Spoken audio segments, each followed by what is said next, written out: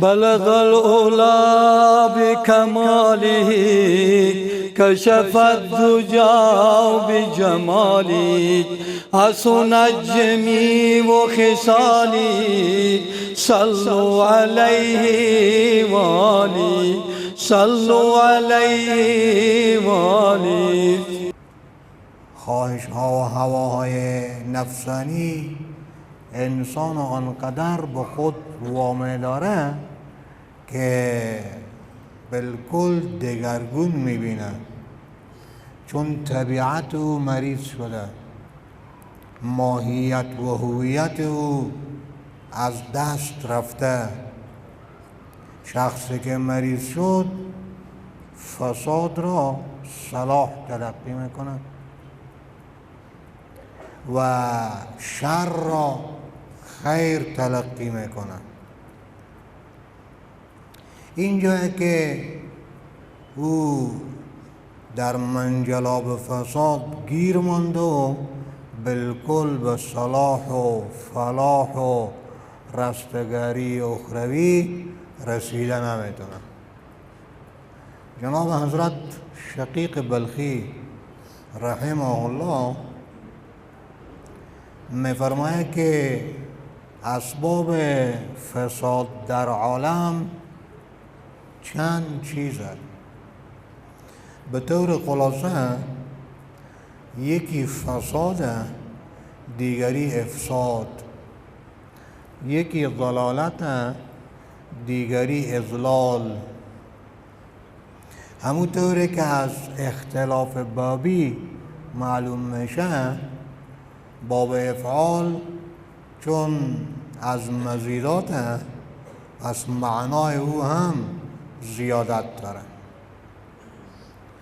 پس گناه افساد هم نسبت به گناه فساد، گناه اضلال هم نسبت به گناه ضلال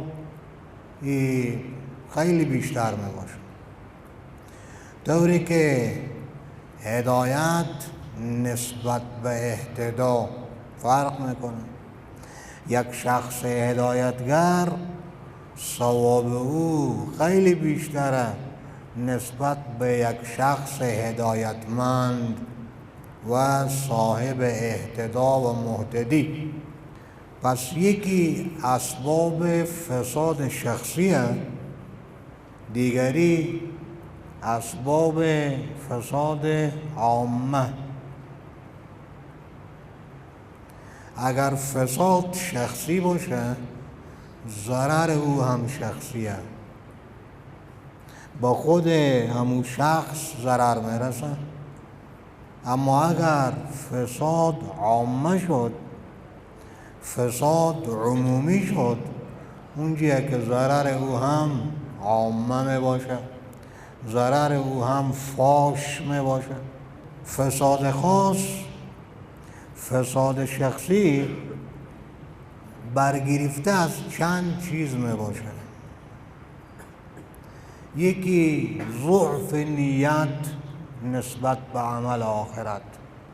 در رابطه به اعمال اخروی، اعمال صالحه،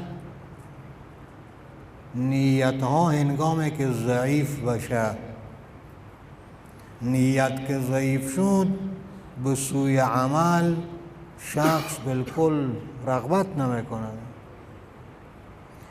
بلکه برعکس قالب ها مغلوب شهوت ها میشه. ضعف نیت موجب در گرو ماندن و در گرو قرار گرفتن جسدها و کالبدها در شهوات میشه.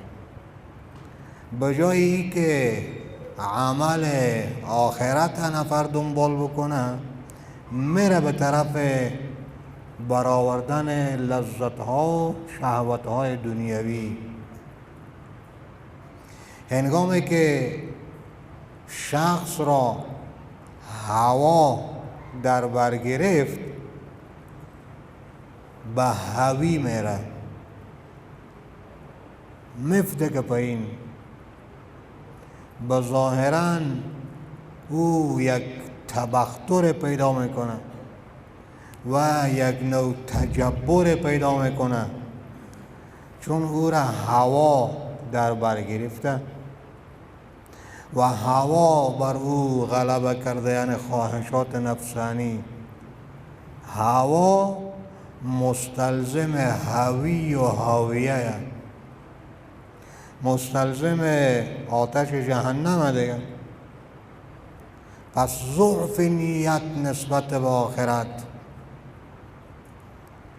گیر ماندن و در گرو ماندن قالب‌ها و جسدها در شهوت‌های انسانی و حیوانی، همچنین طول عمل نسبت به عمل که عملها و آرزوهای دنیوی یک نفر هرگاهی که زیاد شد، کی زیاد میشه؟ از یکی پیشتر. هنگامی که جسد را، بدن را در قالب و در ساختار شهوات و قالب شهوت جای داد نفر، به اونجیه که از همین قالب و از همین چوکات بیرون نمیشه، به اونجا که عملها و آرزوهای این شخص خیلی بیشتر میشه از اعمال او. کدام عمل؟ عملهای دنیوی او، آرزوهای دنیوی او غلبه میکنه بر عملهای آخرت. اینجایی که همون ضعف نیت نسبت به عملهای اخروی در نفر بیشتر شده میره. اینجایی که شخص به اساس طولانی شدن عملها و آرزوها اجل را هم، قرب اجل را هم فراموش میکنه. در این صورت شخص اتباع هوسها را میکنه و ضیاع سنت ها. هرگاهی که هواها و خواهشات اتباع شد، سنت های پیغمبر علیه السلام ضایع شد، به اونجیه که حالت نفس دگرگون میشه. شخص به جای ای که نفس کش باشه، نفس کوش میشه. کوشش او با خاطر برآوردن هدفهای نفسانی او میشه. به جایی که مبارزه با نفس بکنه و نفس خود را بکشه، میکوشه با خاطر پرورش نفس. این همون فساد شخصیه که در خود شخص به وجود میاد. ولیکن متوجه باید باشیم که گاهی اوقات گرچه فساد شخصیه به ظاهر، لیکن این فساد شخصی به فساد اشخاص منتهی میشه. فساد شخصی یک نفر افساد میشه، اینجی باز عالمگیرتر میشه. بیشتر به او اندازه فساد این نمایانگر نبود، نسبت به خود او بود و یا یک چند نفر دیگه که ببینه فساد او را. ولیکن شقیق بلقی رحمه الله میفرماید که از فساد خاصه، یعنی خواص الناس، او کسی که مقتدای دیگران میباشه، فساد دیگران به پا میشه. پس یکی فساد خاصه نسبت به شخص، یکی فساد خواص که خواص بندگانه که چشم امید دیگری می باشه به خاطر صلاح خود، او بیای فاسد باشه. این که یک مصیبت عظیم و عظما نسبت به شعب و ملت و همچنین اقوام و امتها به وجود می آید. 6 کس را شقیق بلقی رحمه الله می فرماید که فساد آنها مستلزم فساد دیگران میشه. 1 علما، 2 زاهدها، 3 مجاهدها، 4 تاجرها، 5 سلاطین پادشاهها و 6 مطلق اشخاصی که در او یک نوع طمع اصلاح باشه ولیکن او به فساد بگره. جناب شقیق بلخی رحمه الله میفرماید که پیغمبر میفرماید و ان العلماء ورثة الانبیاء و ان الانبیاء لم یورثوا درهما ولا دینارا و انما ورثوا العلم فمن اخذ به اخذ بحظ وافر. پیامبرها از خود درهم و دینار به جا نگذاشتند بلکه از خود علم را مایه گذاشتند و سرمایه معنوی. علما میراثبران انبیا به اعتبار علم دیگر. وقتی که پیغمبرها دنیا نگذاشتند از خود، علما میراثبر دنیوی پیغمبر، میراثبر ماده پیغمبر خو نمی باشه بلکه میراثبر معنای پیغمبر.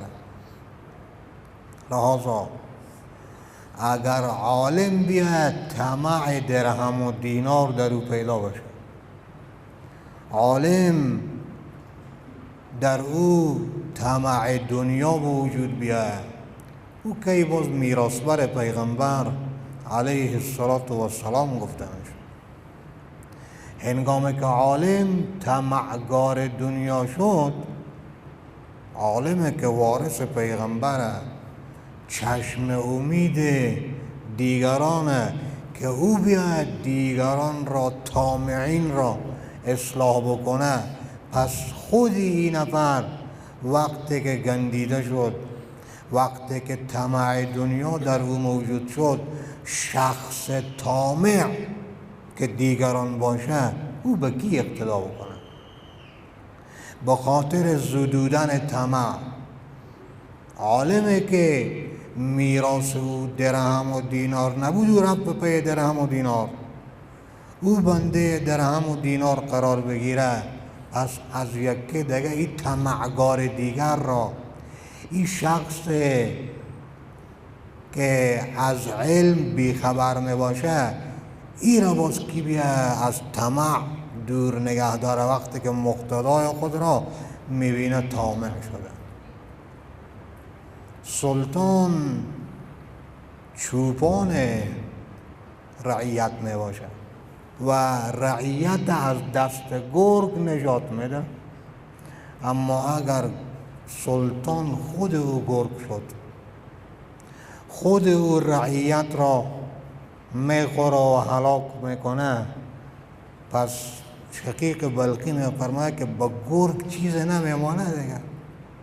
چوپان که گرگ باشه، خود او گله را برو باید، خود او رعیت و ملت خود را هلاک بکنه و از بین ببره، به فساد معنوی و فساد اخلاقی گرفتار بکنه، به فساد دینی او را گرفتار بکنه، او را از دین بیراه بکنه، که باز به گرگ ما را بس، تو که هستی احتیاج به ما نمی باش. پس فساد سلطان هم فساد رعیت مستلزم میشه، طوری که فساد عالم فساد امت مستلزم میشه. همین امتهای سابقه اگر به هلاکت مواجه شدند و به هلاکت رسیدند، یا عذاب دنیوی بر آنها آمد و یا عذاب معنوی در ایشان موجود شد و دین خود را از دست دادند و بیدین شدند، به خاطر علمایشان بود دیگه. فویل للذین یکتبون الکتاب بایدیهم ثم یقولون هذا من عند الله. چرا؟ لیشتروا، طمع دیگه، نه طمع دنیا، حرص دنیا، درهم و دینار، لیشتروا به ثمنا قلیلا. عالم او دین تغییر داد، عالم او به خاطر به دست آوردن دنیا کتاب الله را تغییر داد، تحریف کرد کتاب الله را. او امی و او ملت و او شعب و او امت پیرو همی عالم شده دیگه، که دین به او باقی میماند.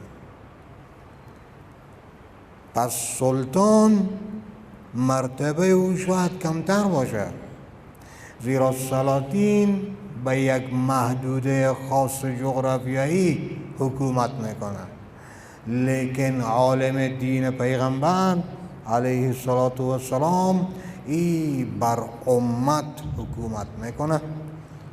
پس ای که گفته شده ذلت العالم ذلت العالم، ای به ای خاطره.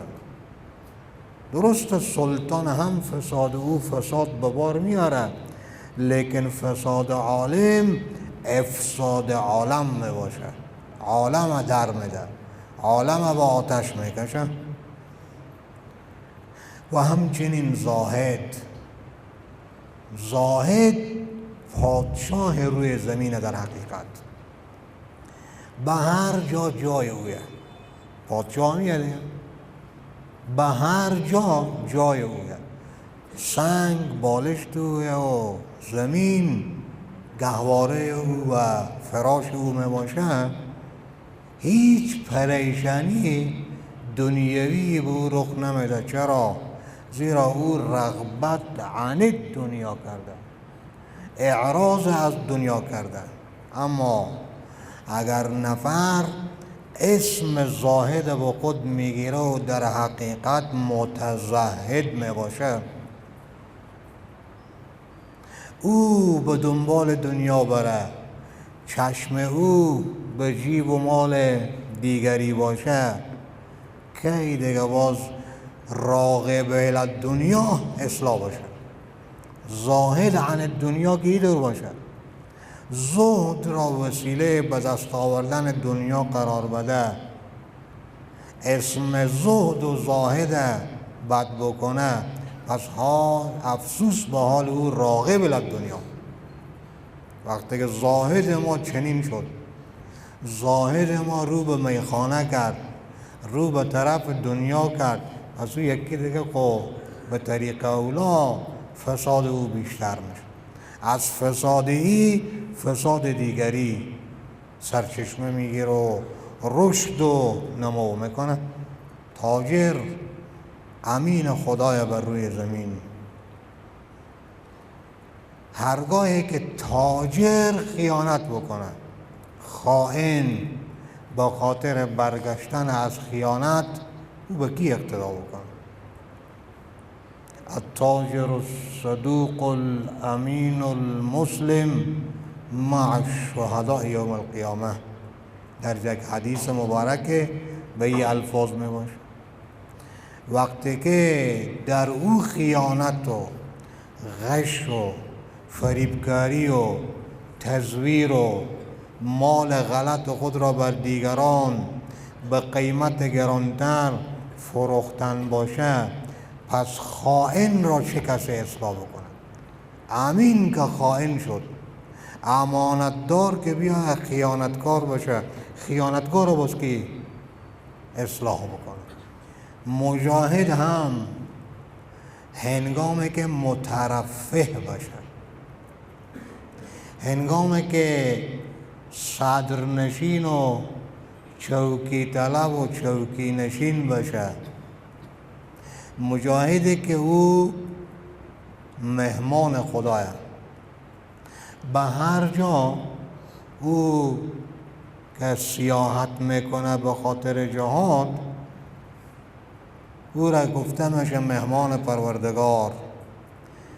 هنگامی که او بیاید صدرنشین و چوکی طلب و دیگر باشه، پس چه کسی در راه خداوند تبارک و تعالی باز میاد جهاد میکنه؟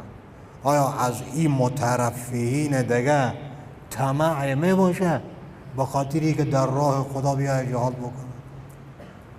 اکثرا در میان اقوام و ملت ها که جهاد و حیثیت مجاهد زیر پا میشه، به می خاطر که مجاهد میاد صدرنشینی، تبختر، تفاخر و چوکی نشینی، بلکه ترفه را از آن خود میکنه.